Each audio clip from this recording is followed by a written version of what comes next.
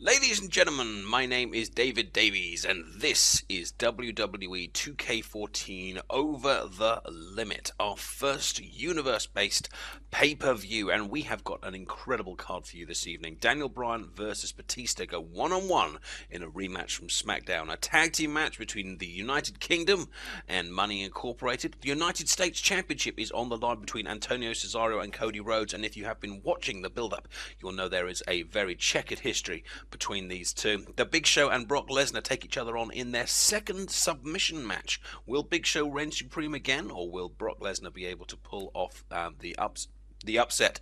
Edge and Rock face each other again in a Falls Count Anywhere matchup directly after their controversial SmackDown table-busting episode. And the WWE Championship is on the line. John Cena versus CM Punk in an I Quit match. The match they had last week, very friendly, ended with a handshake. Will it be the same under I Quit rules? And lastly, in our main event, the awesome, unstoppable power of Yokozuna meets the World Heavyweight Champion, Randy Savage. Ladies and gentlemen, I hope you're looking forward to this as much as we are. Let's get started right away with Daniel Bryan versus Batista. Allow me to introduce my broadcast colleague today. As always, I'm here with Martin. Martin, what are you looking for in Daniel Bryan versus Batista? Well, of course, Batista is still fairly new back to the WWE. He's been back now, obviously, since the Royal Rumble, and we were expecting him to come back and dominate. We were expecting him to come back and be the animal, to be the beast, but actually, he's picked up losses against Daniel Bryan, the man we see today, and others. So this is his first opportunity on the big stage, on the pay-per-view stage, for him to try and show that he is still a force to be reckoned with. And I think that he has shown that in the opening seconds here. A massive power maneuver similar to the old two-handed power bomb, the Baldo bomb that Albert used to do. Will have, of course, started to wear Daniel Bryan down, but Daniel Bryan, of course, has built up a wonderful reputation for resiliency, for technique, for speed, and some impressive victories. A completely clean victory over John Cena at SummerSlam has definitely raised his stock in WWE, and also the level of his ability in the eyes of many. But Batista, running back in here, will not be looking for a count-out victory over Daniel Bryan. He is here to show that he is dominant, and dominant people do not win with a count-out victory, so he is going to be looking to get that Batista bomb, that power bomb, and the pinfall on Daniel Bryan. But of course, Daniel Bryan, on the other hand, will be looking to show that he could be the animal twice as well. Daniel Bryan has been out of the title hunt now for a little while, and a double victory over this ex-world, undisputed champion, I believe, would be a massive feather in his cap as well. So both of these men here with plenty to gain and plenty to lose, and I'm very much looking forward to seeing how this particular matchup will develop. Daniel Bryan, of course, favouring technical moves that go behind there, leading into a kind of a suplex, but able to mix it up with strikes as well. Batista, of course, will be looking to go strike, power move, here to exert his physical dominance over the smaller Daniel Bryan. Daniel Bryan looking to pick up the pace wherever possible.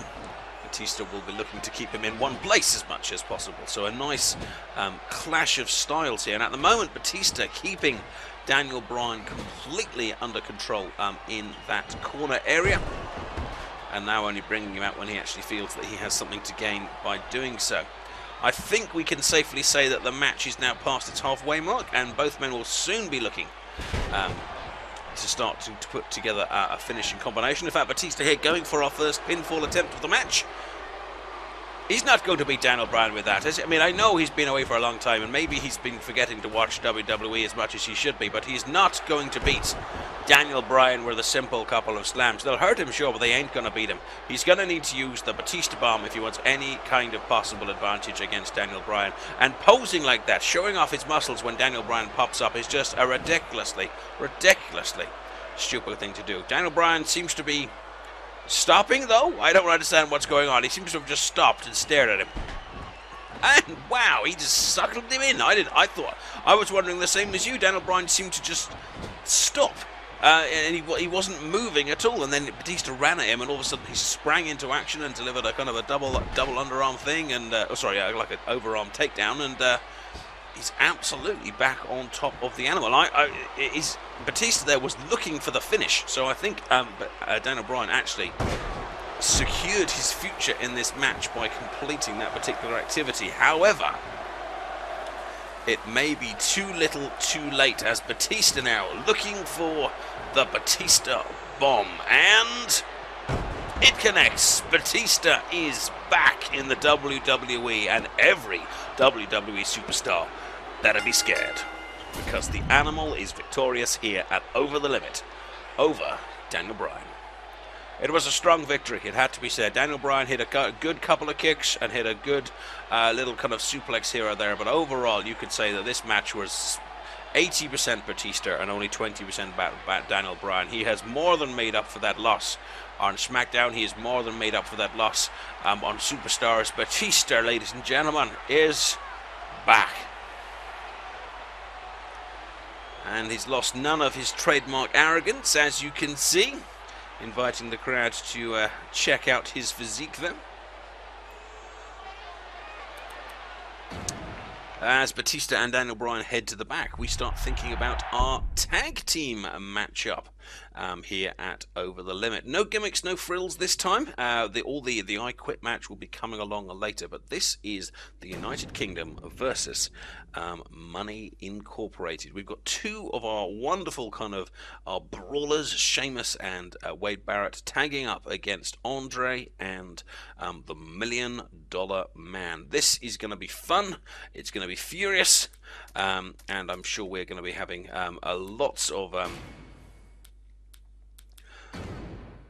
lots of finishes in this match right from the off. It's first pinfall wins, so I wouldn't blink too quickly, otherwise you may miss what's going on. Now, Andre, of course, is coming off the back of a huge victory against Rey Mysterio. I hope you watched our last video where in SmackDown, Andre took on Rey Mysterio, and it was a good competitive match, but Andre was most definitely the winner in that situation. And Andre continuing in much the same vein here, just being physically dominant. I mean, Wade Barrett is a huge guy, Sheamus is a huge guy, but Andre simply dwarfing them. And I don't know about you, but Wade Barrett and Sheamus would do wisely to try and keep Andre out of the ring as much as possible. Don't you agree, Martin? Absolutely. Absolutely. I mean, it's insane to take on Andre. You've got to get him out. You need to wait for him to make a tag, get the $1 Million Man in, and keep the $1 Million Man in. I mean, you're not going. I mean, I'm not saying they couldn't ever pin Andre, but it's unlikely, and it's hard, and it's twice the job, 3 times the job of pinning the $1 Million Man. That's not taking anything away from Ted DiBiase. Ted DiBiase is a good friend. I've known him for many, many years, but beating him is not the same as beating Andre the Giant. Andre the Giant's already looking for a pinfall victory over here over Wade Barrett, and they've only just started. The other issue they're going to have, of course, is that Wade Barrett, you know, with Wasteland, he's going to have to pick Andre the Giant up, and that's not going to happen. So even you got to think about what moves you can actually perform to these guys here. I think Andre there also was actually looking for a signature move at that particular point there. Like, he's already reached the point where he is looking to try and put Wade Barrett away, which has got to be emotionally disturbing for Wade Barrett that he's looking for a victory this soon against him, feeling that he's almost done. Andre still not going for the tag here, but Wade Barrett most definitely is. Wade Barrett running the ropes a little bit too much there, wasn't able to stop his own momentum near Sheamus, who's so desperate to get away from the Giant that actually led him to fail to make the tag. Andre picking up Wade. Wade stunning the Giant, and finally makes the tag against his partner. Knocks down Andre. Andre off his feet for the first time. $1 Million Man knocked off. And Andre is reeling. but Sheamus already has been taken down, has been blocked by this huge monster. If Sheamus doesn't get on top of Andre soon, he may actually be subject to the same fate that Wade Barrett was just a short minute ago. But now the $1 Million Man is in. This could be a tactical mistake on Andre's part. Who knows? Ted DiBiase going for the pinfall. Wade Barrett in for the save. $1 Million Man showing off some of his technical skill there, wrestling Sheamus down to the floor. A lovely Russian leg sweep. And again, going for the pinfall. I mean, they were actually pretty close with that double team maneuver of getting a victory. And so it would appear that they are going for another. $1 Million Man turning around Sheamus' own maneuver. Sheamus back into the corner. And the $1 Million Man, as he likes to, ignoring the cries of the referee, and he's going for 2 strangulation moves after another. Completely illegal, ladies and gentlemen. I don't condone it. What do you mean you don't condone it? It might not be breaking the rules, but everyone does it. You know, you rake the eyes, you strangle the guy, you use the weapons when you have to. I mean, it's common sense. In fact, it would be uncommon sense not to, quite frankly.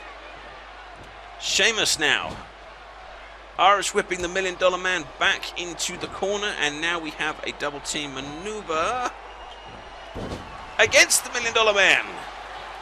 That has got to be hurting, and Wade Barrett now finally able to exact some offense of his own.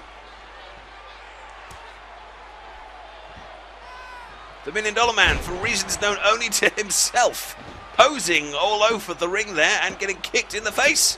And he's done. He is done. Well, the only person you could really blame for that was the $1 Million Man. What the hell was that?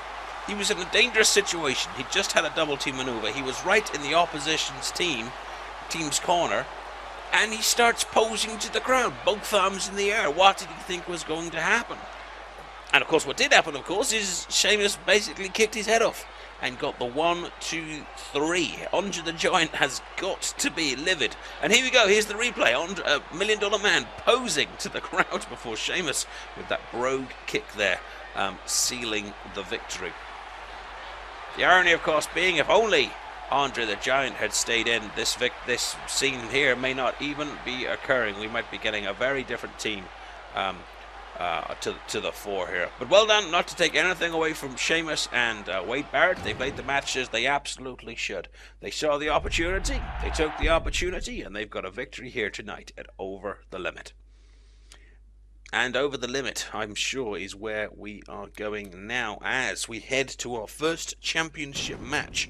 Antonio Cesaro versus Cody Rhodes. These guys have faced each other a number of times over the last few weeks, and Antonio Cesaro picking up his first ever victory over Cody Rhodes last week on Raw, but now they meet under I Quit rules. It's not just going to be a case of who is the most resilient here, it's going to be the case of who is willing to do the amount of damage required to get that victory. United States Championship on the line. No pinfalls, no submissions, no DQ, no rules. Simply the first man to say the words, I quit, will lose. So Martin, who would you put?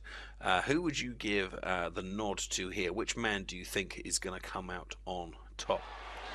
Well, I think it's going to be a difficult one to call. Like you said, they've now both tasted victory against each other. Cody Rhodes has definitely taken more, but I think maybe Antonio Cesaro is the more hungry of the two. He might be the man that's willing to just go that little bit further, the man that's willing to just work that a little bit harder, or do that maneuver that the other man might not be willing to, because this is not one fall to a finish. A roll-up won't finish this. Cody can't roll up Cesaro and get him to quit. He needs to beat the other man into submission. And he's already going for some very powerful maneuvers here, but Cody blocking the double and underarm suplex there, despite the fact that he was clearly stunned from that maneuver into the ropes. And now Cody bringing Cesaro down with a maneuver of his own, and we are already heading to the outside. But which man will go out, I think, is possibly up for debate with turnaround there. happening several times. Cody already rearranging furniture. And now we have a test of strength on the outside. Neither man yet is particularly stunned. Neither man is particularly injured. Both still very much at the stage where they are awake and willing to fight for the advantage. But that might make a difference. A huge suplex out onto the concrete arena floor here. But Antonio coming back by slamming Cody into the steel and then taking advantage of the stun with a German suplex. Now, the German suplex is a maneuver you don't see too much anymore. Kind of a gentleman's agreement, I guess, between some of the wrestlers. It's dangerous. You think the opponent comes down on their back, but they don't. They often come back on the back of the head or the neck, and it's one of those maneuvers that you kind of don't want it done to you, so you don't necessarily do it to other people. It's a rare one, but Antonio Cesaro breaks those rules, breaks those gentleman's agreements. He will use a maneuver like a German suplex, despite of the dangers that it inherently carries. So the question will be, what will Cody do to match that? And it looks like we're going up for another huge suplex on the outside. Not the German variety, but the vertical variety, but nevertheless, with that amount of height and with this surface to land on, I think equally effective. So what has Cody got in his bag of tricks here to try and get Antonio to tap out? Well, that answers that question. A massive moonsault attempt there. He missed, but that does show that Cody is willing to put his body on the line to retain this championship. He has been an excellent United States champion, and I don't mean that in the past tense. I mean, he has been, and I think he will continue to be. I think that Antonio will do everything he can to take this victory, but to beat Cody, to beat this champion, I think will take something very, very special. And Cody there, showing the lengths to which he is willing to go, just powering that chair into him. And with almost no build-up as well. It was almost like they just kind of dived outside the ring, and then all of a sudden Cody was there. He grabbed the chair and just so quickly just slammed it into him. And Cody there was trying to set up for something a little bit more spectacular, but not managing to do so just yet. And it looks like we're going back outside before we've even begun. Cody now back up to the top. He's missed the moonsault once already.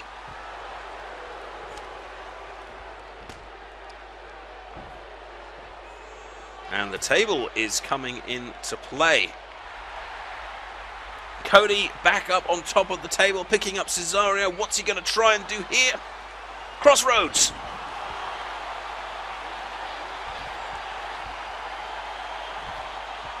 And that's what I'm talking about. The length to which he is willing to go. He's calling for the referee. Will Antonio quit? Has Cody done enough? That was a huge move. That was an absolutely huge move. But will it be enough to take Antonio out of this matchup? Has he retained the championship yet? Yes, he has. I think Antonio may be in need of some medical attention there after that huge maneuver through the table. So how did Cody do it? Suplexes on the outside, two massive ones, by being technically superior on the inside, and then finally looking for that maneuver that would put Antonio away. A huge chair shot followed by the crossroads through the announcer's table. Ladies and gentlemen, your United States champion reigns supreme by taking it over the limit. And Antonio Cesaro has to be questioning himself here. He has one victory over Cody, but it's now 3-1. It might really now be time for him to go and have a look at other areas and other championships, or quite frankly, head back to the training room and just get a bit better. Because he isn't not, in my opinion. He's good, but he's not that good yet. And now, the Big Show has 5, perhaps, victories over over Brock Lesnar, the man beast, unheard of in WWE for someone to have that many victories over Brock Lesnar. I mean, he's the kind of person that you remember the losses. You know, there was the famous time Brock lost to Kurt Angle at SummerSlam. There was the famous time Brock lost to Eddie at No Way Out. You know, these are famous incidents. Big Show now has 5 victories over Brock Lesnar, and it all started from that submission match. It all started from that submission match a few weeks ago, and now we go back to that submission match. Big Show beat him in the submission. Big Show beat him in a normal match. Big Show beat him in an Extreme Rules match. There was a match where Brock Lesnar left and got himself counted out. Brock Lesnar keeps coming back and trying different things, but he's really starting to second guess himself now against the Big Show. So I think this is almost like the last chance gasp for Brock there. It's the or last chance saloon, I think, is the phrase. If he can't get it done here, Triple H will just stop booking these matches. I mean, I think to an extent, the crowd has seen this match, and wrestling is a sport, but it's also an entertainment. And I think there will come a point where Triple H will simply say to Brock, "No, you've lost. We are not going to give you another match against the Big Show." So unless Brock Lesnar, I think, is able to pull off the submission victory over the Big Show here tonight at Over the Limit, I think it quite simply, it will not happen. I agree with you. And the irony is, before these two faced off in a submission match all those weeks ago, if you'd come up to me and said, "Martin, Brock Lesnar versus the Big Show, who's going to win?" I would have said Brock Lesnar, no question. I would have said hard-hitting match. I would have said Big Show will give him a massive run for his money. But who's going to win? It's going to be Brock Lesnar. But actually, the Big Show has shown such resiliency, such power, such skill in this series of matches that it's forced me to reevaluate my viewpoint on the Big Show. He takes what Brock Lesnar throws out of him. He takes those F5s. He takes those slams. He takes those weapons and comes back even harder. If my story from this feud is not so much the destruction of Brock Lesnar, but the rise of the Big Show, and I think from what we have seen already, this will be another stake in the heart of Brock Lesnar. Brock Lesnar heading up to the top here, hitting a series of spears from the top. This is a new strategy. We have not seen this from Brock Lesnar before.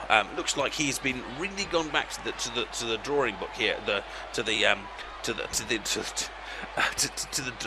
drawing board, and said, right, I failed 5 times. Clearly, whatever I'm doing is not working. Let's try something else. So it appears that Brock Lesnar has actually tried to develop an aerial offense.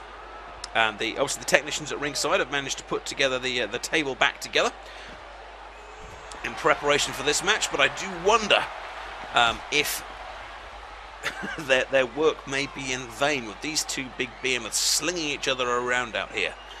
But it is, of course, possible that we will see yet someone else go through the woodwork tonight. Has to be said as well, this match has been 90% Brock Lesnar so far. And there's the DQ. I wasn't expecting that. It's a submission matches don't normally have DQs. And Brock Lesnar livid as well he might be. I'm confused as well. I don't understand what's just happened.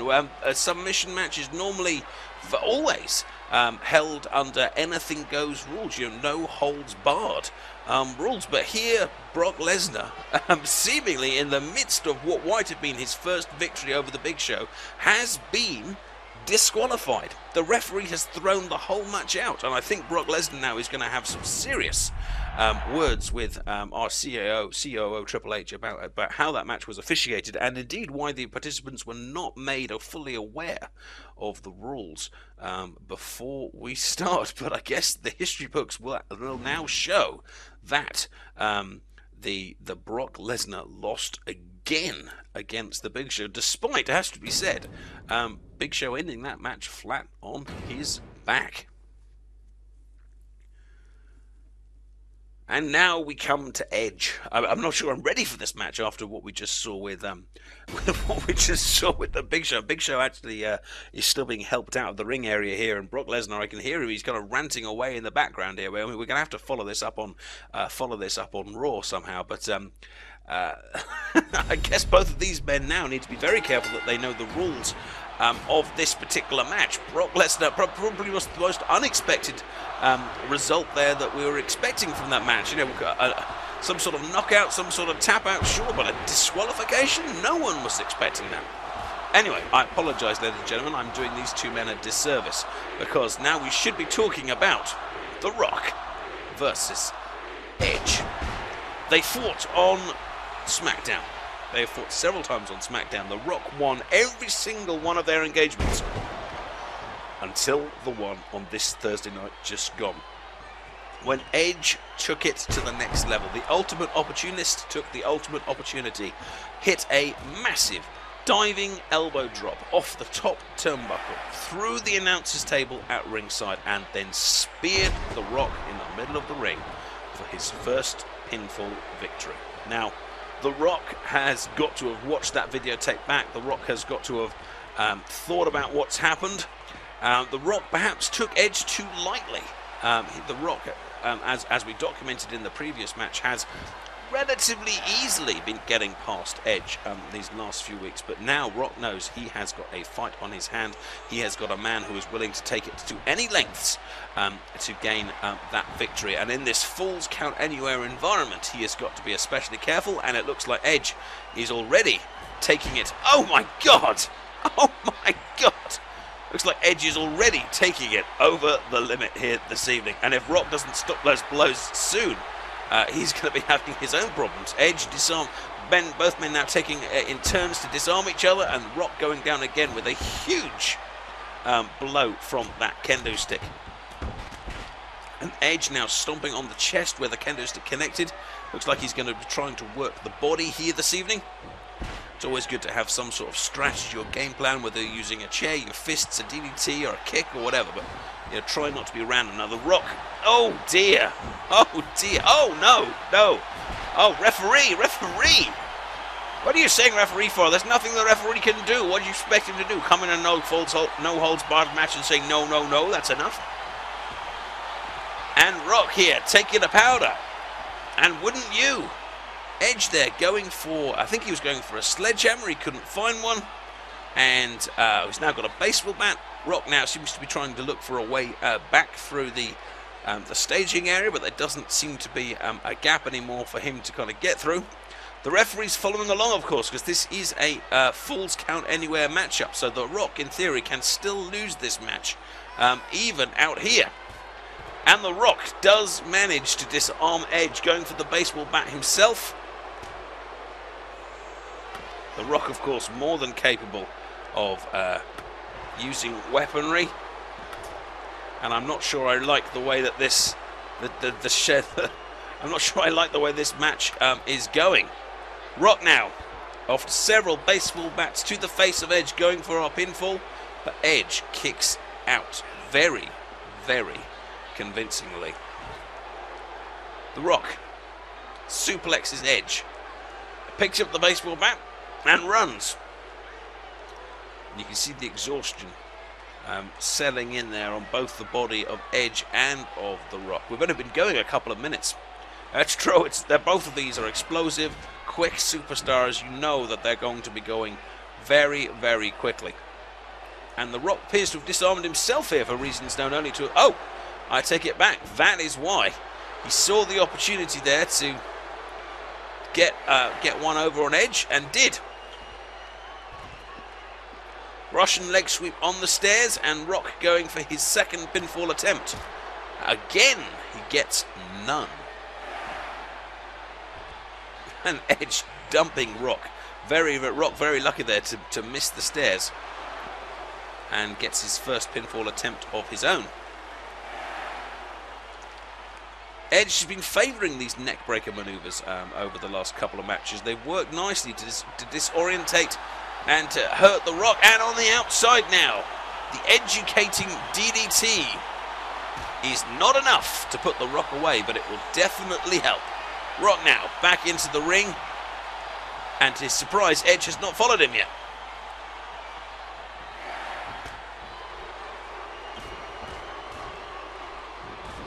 A beautiful strike combo from The Rock. And a spinebuster.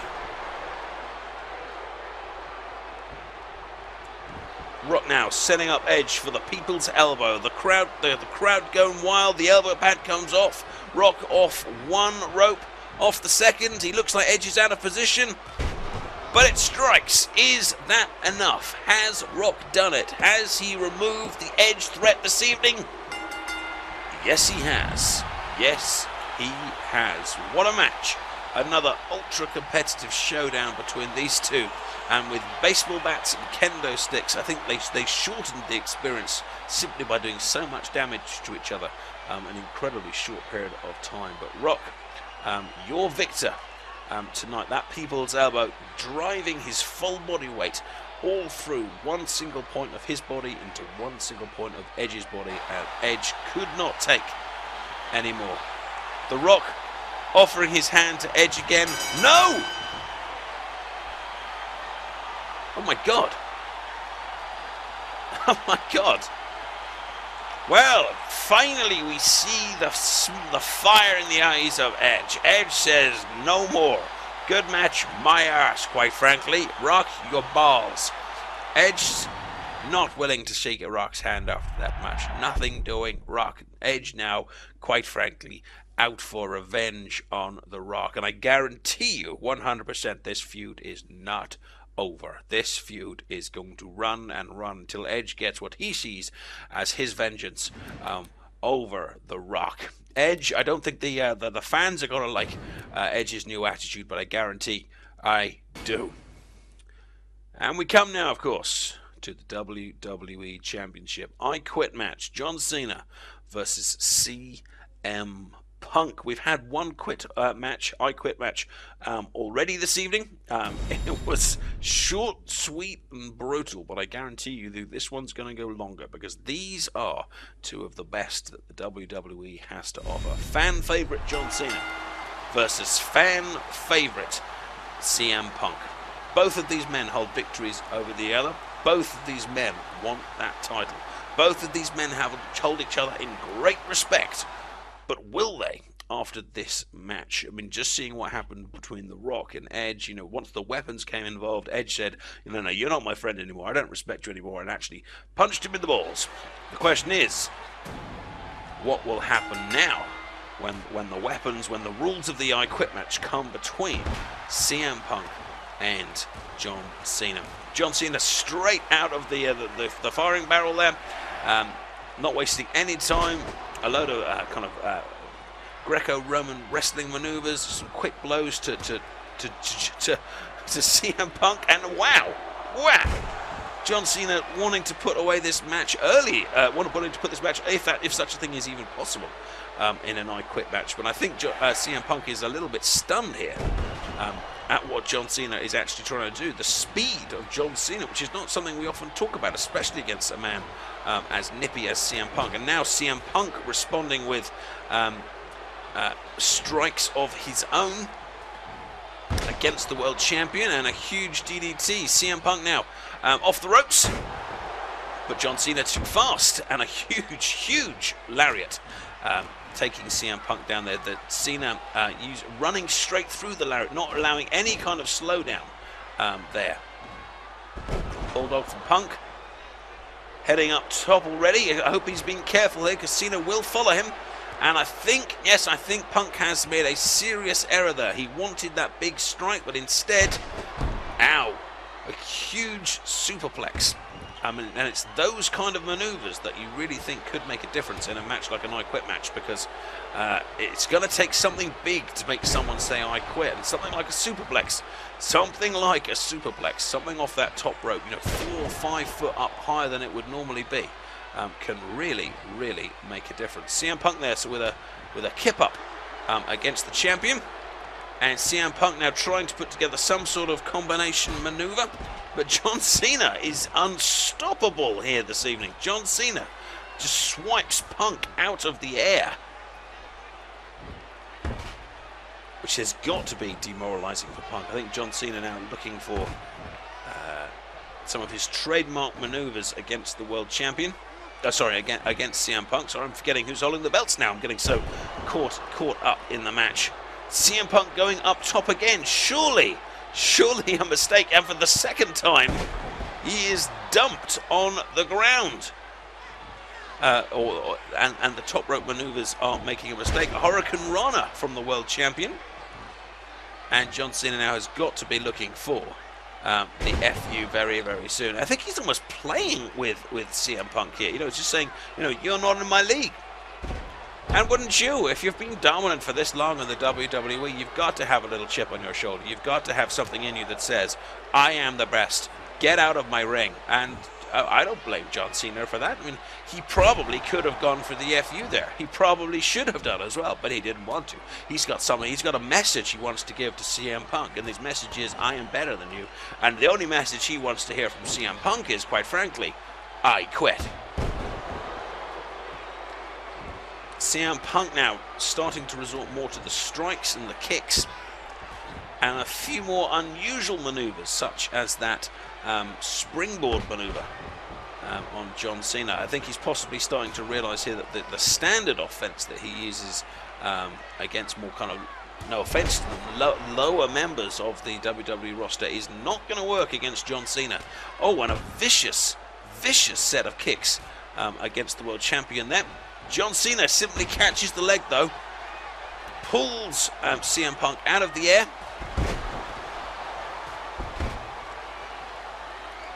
Oh, but this time CM Punk is the one ahead. And now Punk goes up top. And once again, it's backfiring on him. John Cena scoops up CM Punk for a big double, it's not a double underhook suplex, a kind of an underhook suplex. John Cena playing to the crowd now. But there's no way that Punk is going to quit from that. That's not enough. The world title is on the line, and therefore it's going to take something quite special, I'm sure, before either of these guys are willing to say that they have had enough.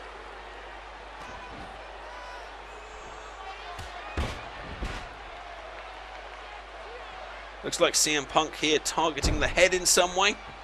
And why not? A submission victory will do in an I Quit match.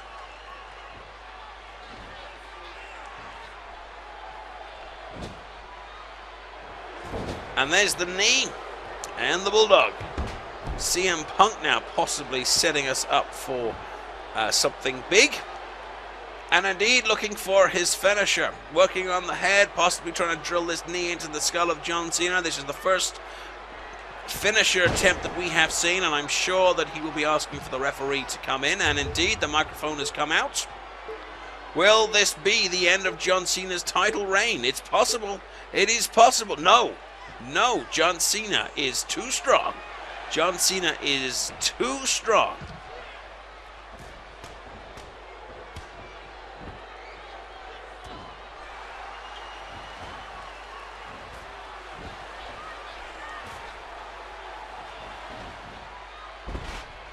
And a big suplex ending that exchange. John Cena calling for the referee again. I would be surprised if this was enough. John Cena is yet to go for any of his signature maneuvers against Punk, but Punk was down there longer than I was expecting.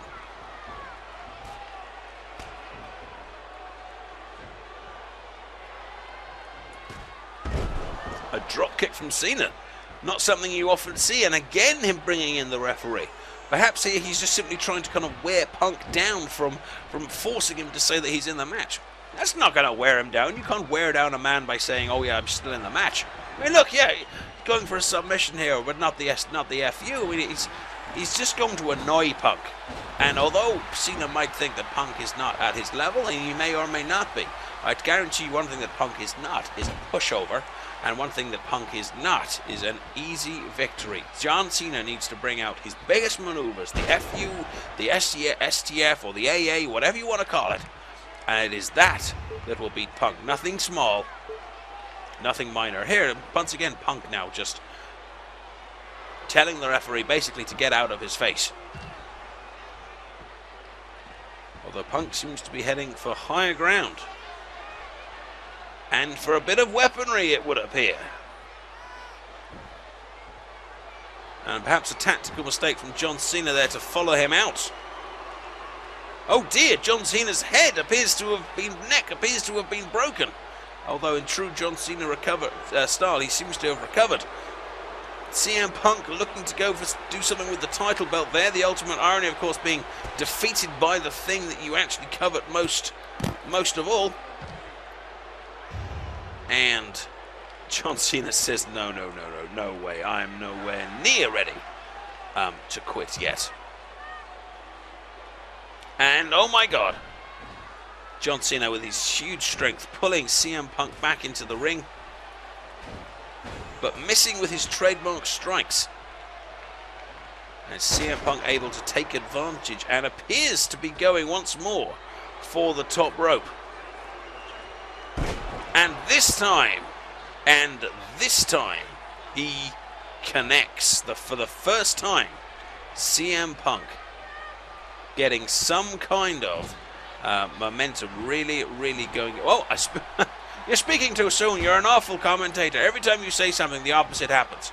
But again, John Cena is not bringing in the maneuvers that I would say are strong enough to beat CM Punk here. These small little submissions are irritating at best and a waste of my time at worst.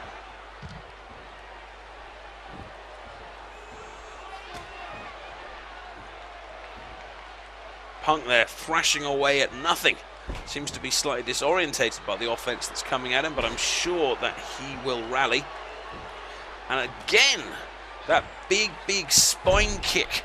And now we see why, putting John Cena into a very painful predicament. Can John Cena escape from the Anaconda Vice here at Over the Limit, or will CM Punk's submission skills be what is required? And there, ladies and gentlemen, we have our answer, and we have a new world champion here. CM Punk has taken John Cena down. He has done perhaps the impossible. He has made the 10-year face of the WWE say, I quit, with the Anaconda Vice. And he's done it in style. It has to be said. John Cena's own arrogance, his overconfidence. John Cena not going for the big maneuvers, not going for the finish when he could. He got himself trapped in the Anaconda Vice. And by that I mean literally. I think John Cena was expecting to be able to get out of that hold, and he could not. And as those seconds ticked away, he realized he was in serious trouble. It hurt, it was in pain. And the human body's reflexes take over. There comes a point where you just can't say, I'm going to carry on, when you are in that much physical pain. CM Punk's stamina, his wonderful recoverability was just too much tonight for John Cena's power. And quite frankly, John Cena's strategy just wasn't up to the task. And because of that, ladies and gentlemen, your new world champion, CM Punk. These are exciting times indeed. A new world champion. What will that mean for the WWE Universe? And indeed, we have some lovely new belts available for us in WWE Universe. We may see them, of course, in the future. But what we need to talk about now is the rise of Yokozuna. We've had the rise of Punk, but will we yet have the rise of Yokozuna? Martin, tell us how this match came about. How did this match come about? Pure brutality is this how this match came about. Yokozuna faced Hulk Hogan, and he did not just beat him, he destroyed him. And Hulk Hogan said, no, that's not going to happen to me.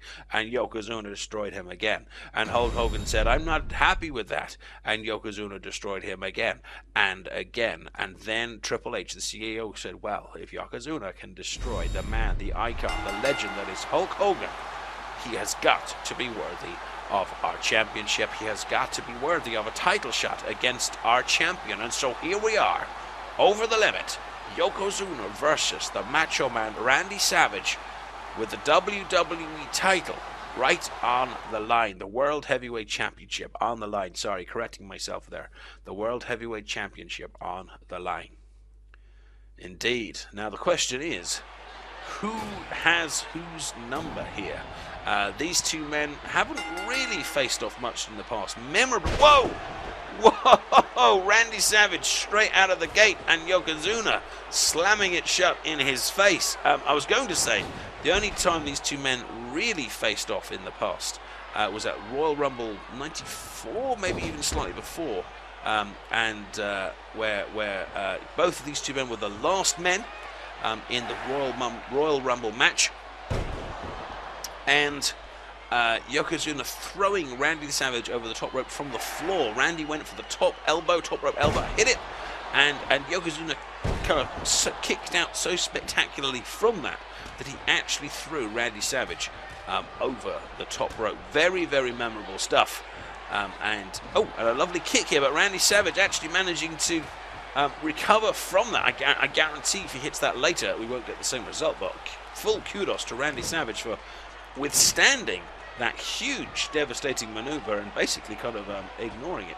Indeed, the human body has some amazing recuperative powers when it needs to, but those recuperative powers are not unlimited. Now, you haven't asked me who I think is going to win this match, but I'm going to tell you anyway. Quite frankly, there is no way I can see that if Yokozuna can destroy Hogan over and over again, that Randy Savage can stop him either. That's not to say that Randy Savage isn't amazing. He is.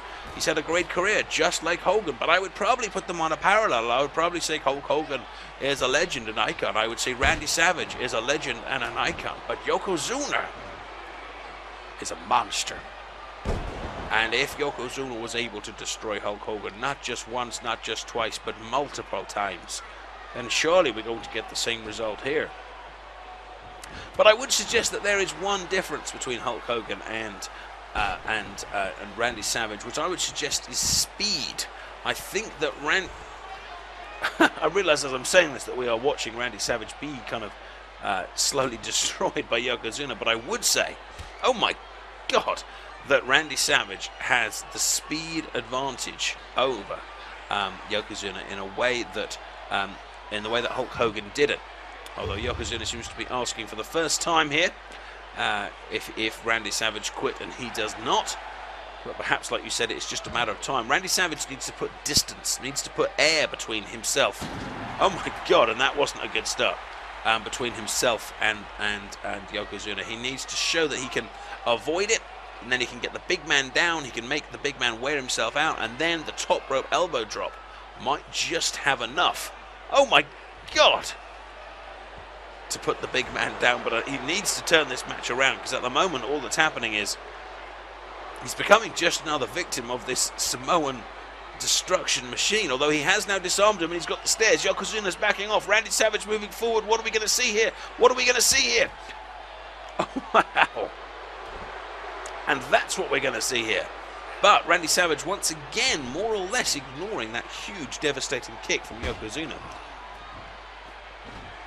Very impressive recuperative skills from the Macho.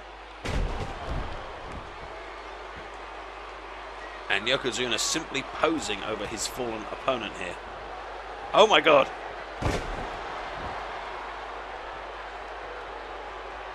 Yokozuna taking the man to the corner, and we all know what happens now.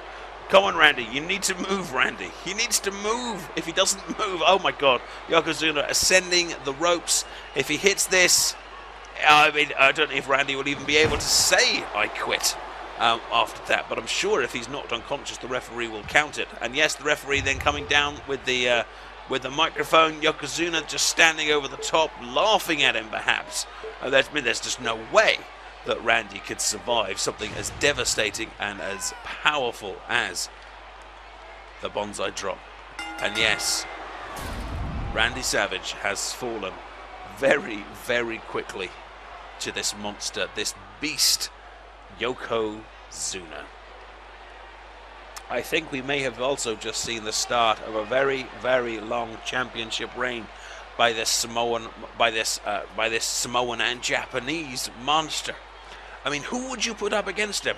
If Hogan can't beat him with the experience and the strength, and if Savage can't beat him with the quickness and the skill, who's left? Who has got what it takes to beat Yokozuna? Who could survive the bonsai drop? And emotional scenes from Yokozuna, his first championship here. As he comes to his feet, you can see the jubilation on his face as he realizes what he has achieved. He has become the World Heavyweight Championship by taking it quite frankly, over the limit here this evening. We do hope that you have enjoyed sharing this pay-per-view with us. If you have, then please do give the pay-per-view a like, and don't forget to subscribe to the channel for all the latest WWE 2K14 universe. But we leave you with the image of our brand new world champion. Yokozuna defeats Randy Savage here tonight.